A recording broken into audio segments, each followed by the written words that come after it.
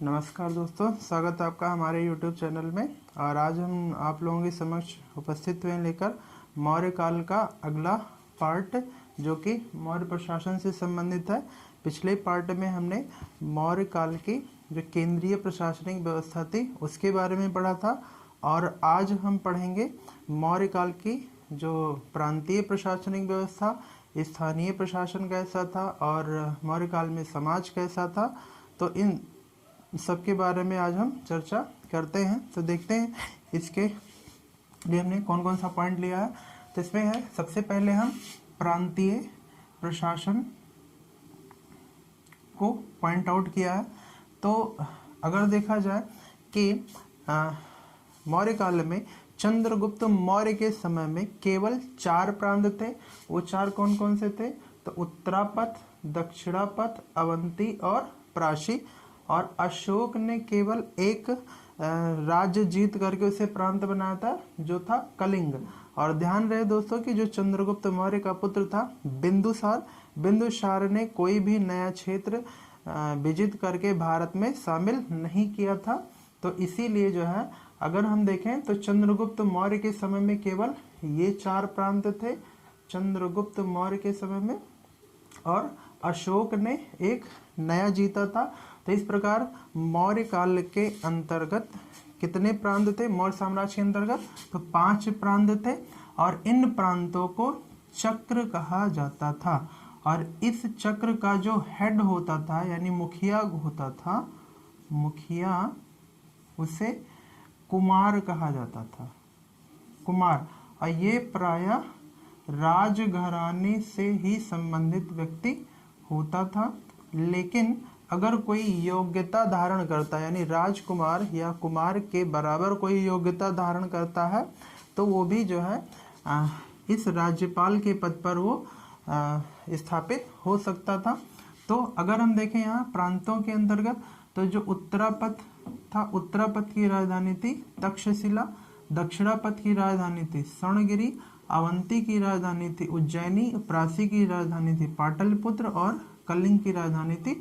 तो इसलिए दोस्तों ये वाला पॉइंट बहुत ही इम्पोर्टेंट है, क्योंकि यहाँ से आपको आपके परीक्षा में प्रश्न पूछे जाते हैं, और सामान्यतः ये तीर लगाने वाले प्रश्न होते हैं, जिसमें होता है कि मिलान करिए। तो आगे हम देखते हैं कि ये हो गया प्रशासन प्रांतीय व्यवस्था। तो प्रांतीय व्यवस्था यानी प्रांतों को क्या कहते थे? चक्र। और यहाँ का जो राज्यपाल होता था उसे क्या कहा जाता था? कुमार।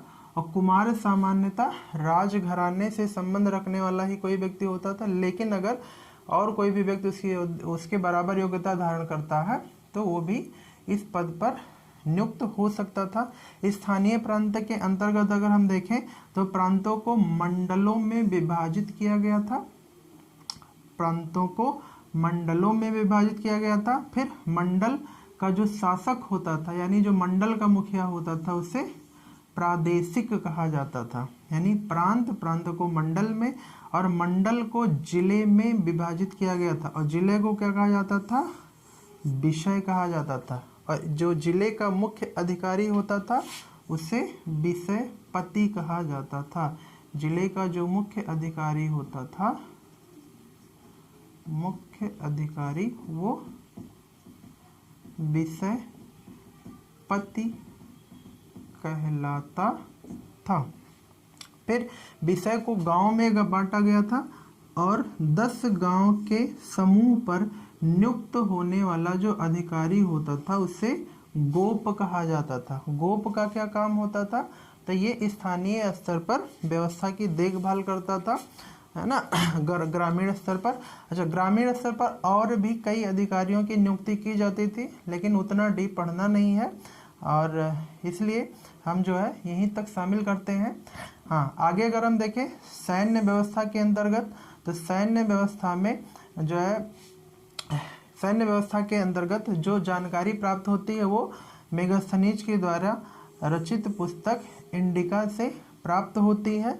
इसमें क्या हुआ, क्या वर्णन मिला है कि मौर्य काल में चंद्रगुप्त मौर्य ने एक विशाल सेना का गठन किया था, जिसमें जो है एक वर्णन भी मिलता है कि प्लूटार्क ने जो है कहा था चंद्रगुप्त मौर्य की सेना को डाकुओं का गिरोह कहा था, और एक थे प्लूटार्क ने चंद्रगुप्त मौर्य की सेना को डाकुओं का गिरोह कहा था, और प्लिनी ने कहा था कि चंद्रगुप्त मौर्य ने 6 लाख की विशाल सेना लेकर के पूरे भारत को रौंद डाला था। तो इस 2 बात से पुष्टि होती है कि चंद्रगुप्त मौर्य के समय में विशाल सेना का गठन होता है। ये सेना कई प्रकार के होते थे, तो एक होते थे पैदल सैनिक, एक होती थी गज सेना, रथ सेना, अश्व सेना और जल सेना के बारे में भी वर्णन प्राप्त होता है।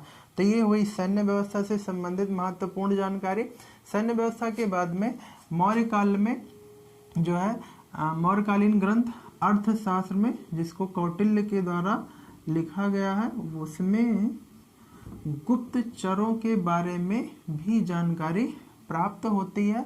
और गुप्तचर भी कई प्रकार के होते थे, 2 प्रकार के, एक होते थे संचरा, एक होती थी संस्था। तो जो संचरा होते थे वो एक स्थान से दूसरे स्थान पर जा करके अपना गुप्तचरी करते थे, यानी संचरा संचार से समझ सकते हैं, और जो संस्था होते थे वो एक ही स्थान पर रह करके जो है गुप्तचरी का काम करते थे। तो ये एक स्थान से दूसरे स्थान तक स्थान परिवर्तन करते रहते थे, ऐसे लिख सकते हैं, स्थान परिवर्तन करते थे, और ये एक ही स्थान पर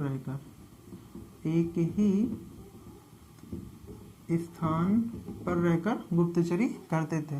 दोस्तों अगर हम न्याय व्यवस्था में देखें तो न्याय व्यवस्था भी 2 प्रकार से थी, एक थी कंटक शोधन, एक थी धर्मस्थीय।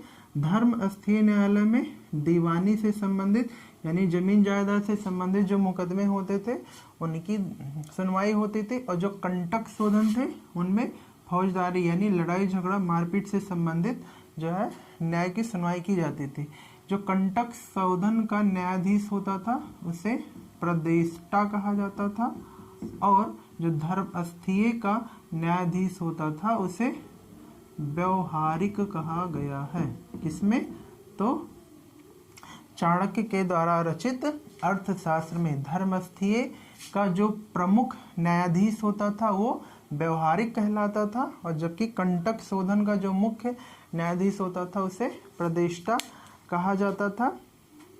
अगर हम देखें राजस्व व्यवस्था के अंतर्गत तो मौर्य काल में राजस्व का जो प्रमुख स्रोत था वो भू राजस्व था, यानी जो साम्राज्य की आय का प्रमुख स्रोत क्या था? भू राजस्व था। और ये कितना लिया जाता था? तो 1/6 से 1/4 भाग लिया जाता था।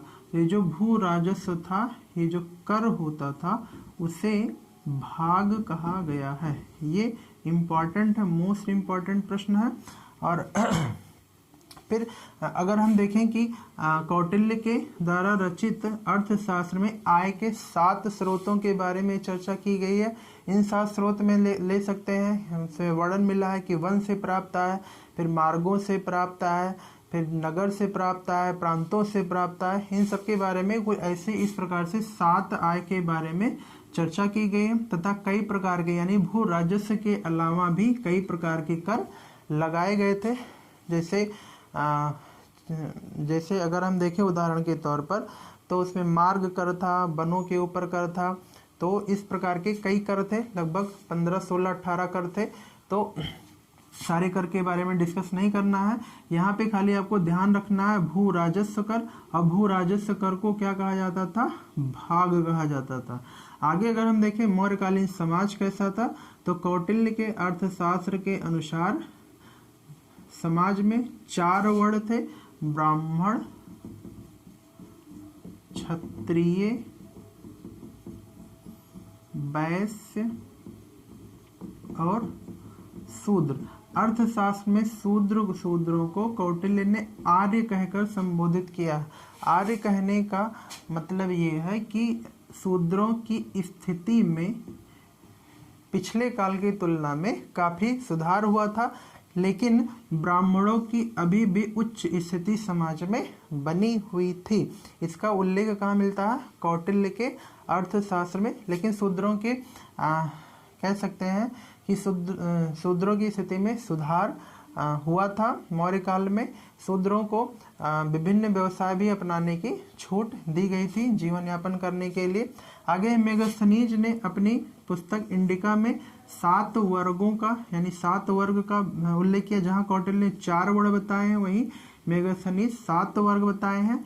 एक होता था दार्शनिक। दार्शनिक मूलतः वो ब्राह्मणों को ही दार्शनिक कहकर संबोधित किया है। फिर होता था किसान, यानी जो खेती करते थे। अहीर में जो पशुपालन से संबंधित जो कार्य करते थे उन्हें अहीर कहा है। घर बनाने वालों को कारीगर कहा है। सैनिक जो देश की रक्षा के लिए होते थे उन्हें सैनिक कहलाते थे। जो निरीक्षण का काम करते थे वो निरीक्षक, और जो राजा के सहयोगी थे उन्हें सभासद कहकर। तो इस प्रकार के जो है 7 वर्ग बताए हैं किसने, मेगस्थनीज ने। फिर देखा जाए कि मेगस्थनीज के अनुसार उस समय मौर्य काल में भारत में दास प्रथा नहीं थी, जबकि कौटिल्य के अनुसार भारत में दास प्रथा व्याप्त थी। इन दोनों के बीच में मतभेद का जो प्रमुख अंतर है, क्योंकि जो मेगस्थनीज था वो अपने यहाँ जैसी दास प्रथा को ढूंढ रहा था कि उस तरह से स्थिति यहाँ के दासों की नहीं दिखाई देती। वहाँ पे क्या होता था, जबरदस्ती उन्हें जंजीर में जकड़ कर रखा जाता था और उनसे मार पीट करके जो है मार करके कार्य करवाए जाते थे। जबकि यहाँ के जो दास थे उनके साथ ऐसा व्यवहार नहीं किया जाता था। इसलिए मेगस्थनीज जो है अपनी पुस्तक में इंडिका में दास प्रथा का वर्णन नहीं किया, जबकि कौटिल्य ने किया है। आगे अगर हम देखें, स्त्रियों की स्थिति में पहले से सुधार हुआ था। सुधार होने का प्रमुख कारण ये था कि स्त्रियों को नियोग प्रथा अपनाने की छूट थी। नियोग प्रथा अपनाने की छूट थी, और साथ ही पुनर्विवाह करने के लिए भी कोई भी स्त्री पुनर्विवाह भी कर सकती थी। तो इन 2 माध्यमों से ये माना जाता है कि मौर्य काल में स्त्रियों की स्थिति में काफ़ी जो है सुधार हुआ था। फिर एक पॉइंट ये पूछा जाता है परीक्षा में कि मौर्य काल में जो वेश्यावृत्ति में संलिप्त महिलाएं होती थी उन्हें क्या कहा जाता था, तो रूपा जीवा कहा जाता था। मौर्यकालीन अर्थव्यवस्था के बारे में अगर हम चर्चा करें तो देखें तो मौर्य काल में आंतरिक एवं बाह्य दोनों प्रकार के व्यापार होते थे, और इनमें जो प्रमुख व्यापार था वो क्या था, वस्त्र उद्योग से संबंधित व्यापार होते थे। और मौर्य काल में जो प्रमुख बंदरगाह थे वो भड़ौच कहाँ था, भड़ौच बंदरगाह था गुजरात में। जबकि एक था ताम्रलिप्ति बंदरगाह, ताम्रलिप्ति बंदरगाह था एक, ये कहाँ था, तो ये था बंगाल में स्थित था। तो इन्हीं दोनों बंदरगाहों से होकर के बाह्य व्यापार होता था। फिर ये जो व्यापार था वो मुद्रा विनिमय प्रणाली पर आधारित था। इसके पहले यानी मौर्य काल के पहले जो व्यापार किया जाता था वो वस्तु विनिमय प्रणाली पर आधारित था, जबकि मौर्य काल में जो व्यापार था वो मुद्रा विनिमय प्रणाली पर आधारित। दोस्तों अगर हम चर्चा करें कि वस्तु विनिमय प्रणाली क्या है और मुद्रा विनिमय प्रणाली क्या है, वस्तु विनिमय प्रणाली के अंतर्गत क्या होता है कि एक वस्तु दे करके दूसरी वस्तु प्राप्त करने की विधि को ही वस्तु विनिमय प्रणाली कहा जाता है। जैसे मान लो कि किसी के पास चावल है और किसी के पास गेहूं है, तो गेहूं दे करके चावल प्राप्त करना या चावल दे करके गेहूं प्राप्त करना ही वस्तु विनिमय प्रणाली कहलाती थी।